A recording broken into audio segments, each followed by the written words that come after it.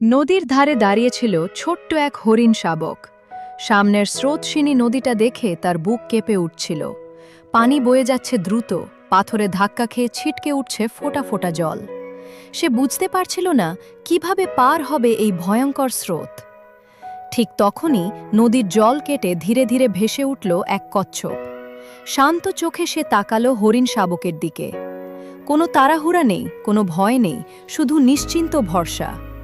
কচ্ছপটি কাছে এসে যেন বলল, ভয় পেও না, আমার পিঠে ওঠো। হরিণ শাবক একটু ইতস্তত করলেও শেষমেশ বিশ্বাস করল। সাবধানে পা রেখে দাঁড়িয়ে পড়ল কচ্ছপের শক্ত খোলের ওপর।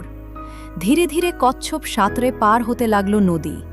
চারদিকে স্রোত, ঢেউ, আলো, ঝলমলে জল, তবুও তারা এগিয়ে চলল নিশ্চিন্তে।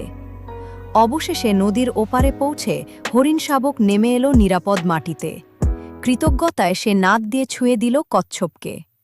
শিক্ষা একটাই, ধীর হলেও যে সাহায্য করে সেই সত্যিকারের শক্তিশালী।